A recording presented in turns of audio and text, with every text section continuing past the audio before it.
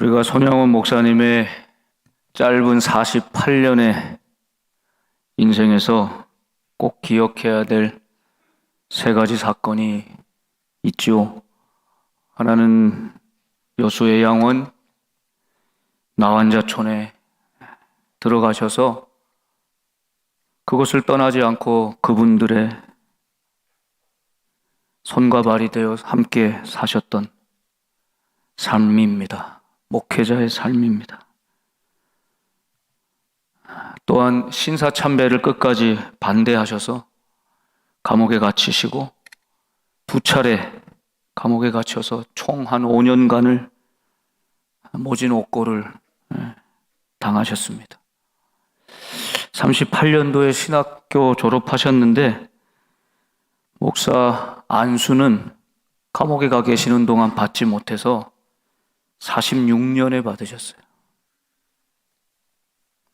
그리고 50년에 돌아가셨으니 어찌 보면 안수받은 목사로는 4년 목회하시다가 떠난 것입니다.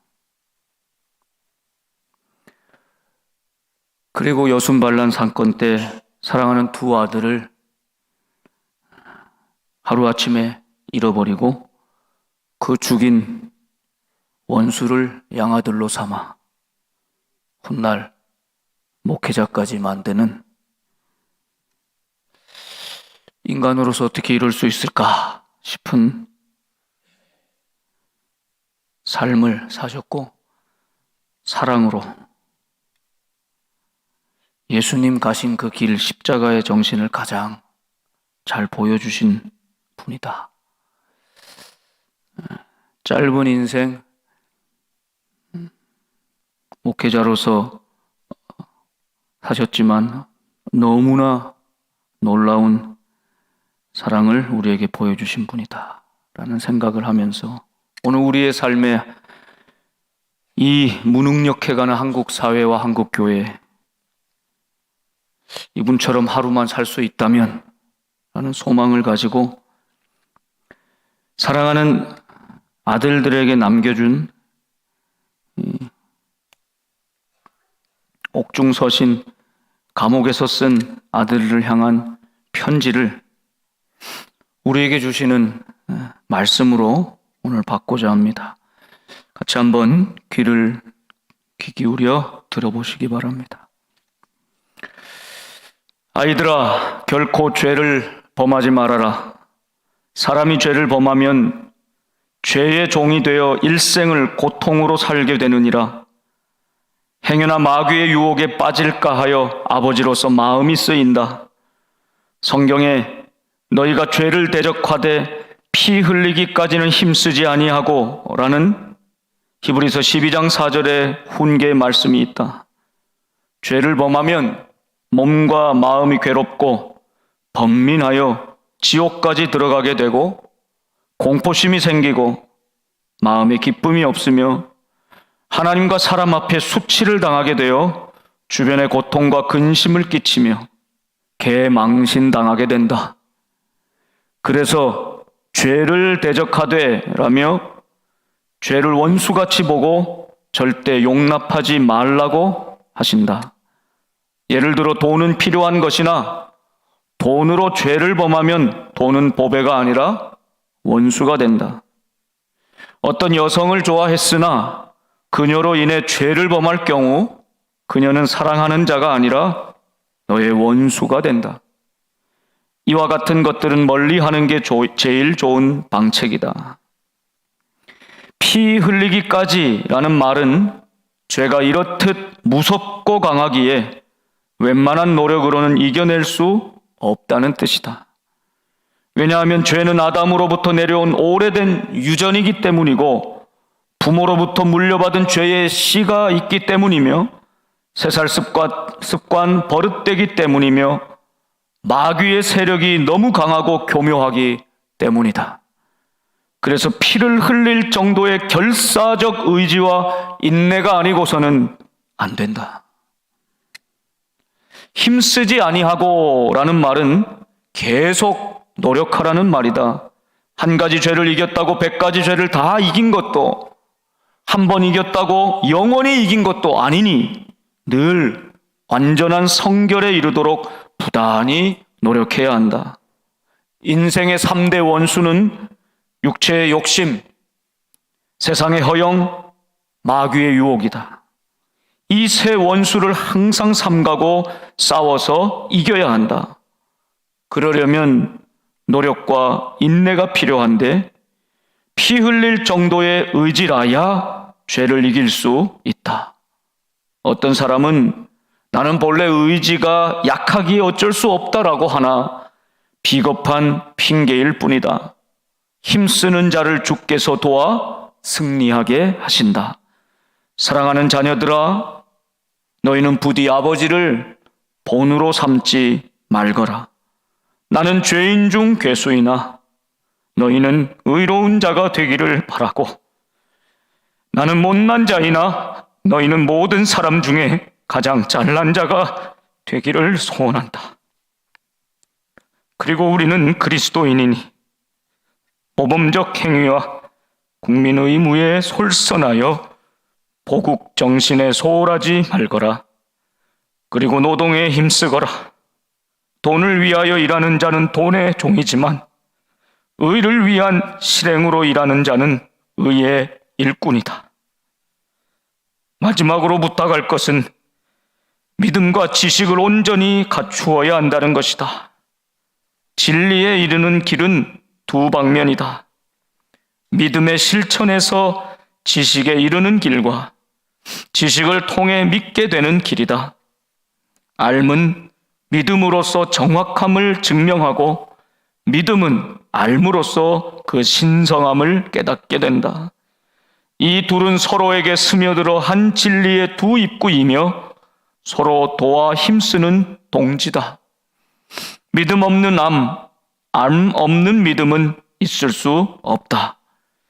기회는 다시 오지 않으나 어두운 밤은 급하고 빠르게 오니 급한 때에는 당연히 애써 노력해라.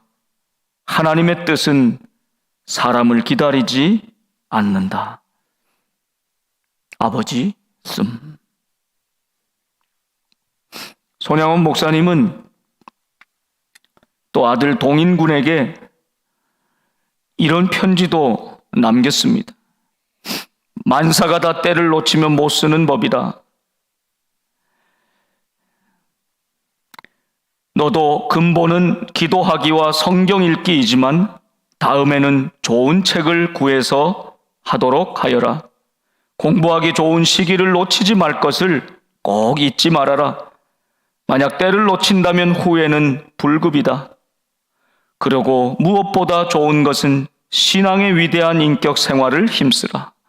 죄를 범하지 않아야 되나니 죄를 지으면 죄의 종이 되는 법이다. 범죄하고는 신앙의 위대한 인격자가 못 되는 것이다. 죄는 어릴 적부터 절대로 시작해서 계속되지 않아야 되나니 어릴 때 배우게 된 죄의 버릇은 장성한 후에는 도저히 고쳐지지 않게 되느니라. 아버지 말을 잘 듣고 깨달아 꼭 삼가 수양하기를 나는 간절히 기도하며 바라고 있으니 동인아, 아버지가 고대하고 있는 좋은 사람이 되도록 크게 힘쓰라. 네가 장래에 부모에게 호의호식으로 잘 공양하는 것보다도 훌륭한 사람이 되기를 나는 고대에 천만한다. 고향 농사는 삼촌 아저씨께 올렸는지 알려다오. 백장로님께와 만나는 여러 어른께 문안을 전하여 다오. 어머니께는 자주 위안을 잘 드리어라. 아버지는 항상 몸성이 상관의 애호를 잘 받으니 내 걱정은 단념해라. 너의 간절한 기도의 응답인 것을 믿고 감사한다. 부디 몸 조심하여 영육 건전을 빌면서 그만 그친다. 1942년 6월 13일 부산의 공장에서 일하고 있는 아들에게 보냈던 편지입니다. 이토록 사랑했던 아들, 함께 시간을 많이 보내진 못했지만 그러기에 더 구구절절 아들들을 향한 그 사랑과 간절한 기도가 묻어있는 이 편지를 받았을 두 아들이 1948년 끔찍한 총살을 당하고 맙니다. 우리 따님 손동희 권사님, 지금도 아마 생존하고 계신지 소천하셨는지 아마 제가 정확히 모르겠는데요. 10년 전 인터뷰 내용을 아까 보셨는데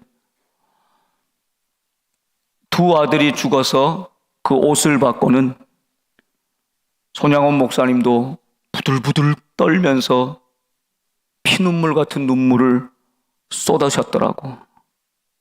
그렇게 기억하고 계시죠. 얼마나 고통스러웠을까요? 얼마나 힘드셨을까요? 찾아가 그 원수를 갚고 싶은 마음이 얼마나 간절했을까요? 그러나 그 모든 인간적인 마음과 분노를 오직 하나님 앞에서 잠재우고, 손양원 목사님은 아들들의 장례식 때 9가지 감사라고 하는 유명한 감사의 제목을 남깁니다. 제가 몇 해 전 손양원 목사님 순교 기념관을 방문하고 이거 하나 꼭 사와서 간직하고 시시때때로 보는데요. 여러분들에게도 아시겠지만 이 정황을 생각하며 다시 한번 들어보십시오. 9가지 감사. 나 같은 죄인의 혈통에서 순교의 자식을 나게 하시니 감사. 허다한 많은 성도 중에서 이런 보배를 나에게 주셨으니 감사. 3남 3녀 중에서 가장 귀여운 맏아들과 둘째 아들을 바치게 하시니 감사. 한 아들의 순교도 귀하거늘 하물며 두 아들이 함께 순교했으니 더욱 감사. 예수 믿고서 와석 종신해도 복이라 했는데 평생 누워 병들어 있어도 라는 뜻입니다. 전도하다 총살 순교했으니 더욱 감사. 미국 가려고 준비하던 아들이 미국보다 더 좋은 천국 갔으니 내 마음이 안심되어 더욱 감사. 내 아들을 죽인 원수를 회개시켜 아들을 삼고자 하는 사랑의 마음을 주신 하나님께 감사. 내 아들의 순교의 열매로서 무수한 천국의 열매가 생길 것을 믿으면서 감사. 역경 속에서도 하나님의 사랑을 깨닫게 하시고 이길 수 있는 믿음을 주신 하나님께 감사. 두 아들의 장례식장에서 답사를 통해 이 짧은 9가지의 감사를 나누셨습니다.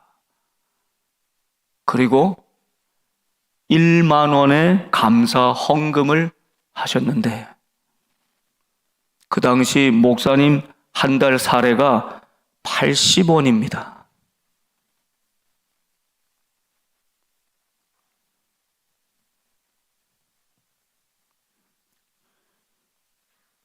전부를 드리신 거죠. 당신의 전부와도 같은 두 아들을 데려가신 하나님이 원망스럽지도 않으셨는지 자신의 전부를 이 아들들의 장례식 때 하나님께 드린 것입니다. 이 안재선이라고 하는 청년을 끝까지 양아들로 삼으면서 처벌을 감해줄 것을 읍소하고 탄원하고 그리고 절대로 구타하거나 고문하지 말아달라고 부탁하면서 감복시켜 그 아들을 회개시켜 자신의 아들로 삼고 목회자를 만들고 그분의 아들도 신학자요 목회자로 지금도 한국교회를 위해 일하고 계시는 거죠.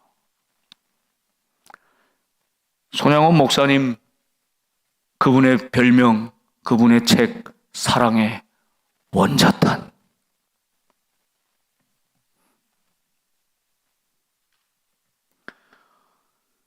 오늘 이 저녁 우리가 우리 자녀들을 사랑한다고 하는데 우리의 자녀 사랑 너무나 얄팍하지 않습니까?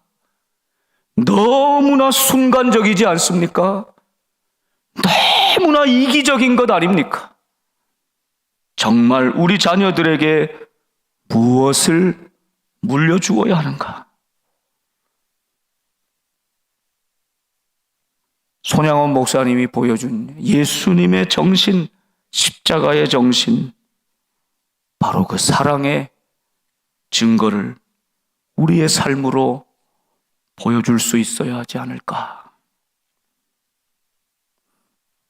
우리 믿음의 성도들이 한국 교회가 이 손양원 목사님이 보여주신 너무나 아름다운 귀한 이 사랑의 정신을 아이고 우린 못하지 라고 접을 것이 아니라 오늘부터 하나라도 작은 것이라도 말보다는 삶으로 실천으로 이분의 예수님 닮아 가장 예수님 닮은 이 사랑의 정신을 나부터 우리 자녀들을 향해서 어떻게 나누어 주고 물려줄까 생각하면서 가장 귀한 믿음의 유산을 물려줄 수 있는 저와 여러분이 되실 수 있기를 주님의 이름으로 축원합니다.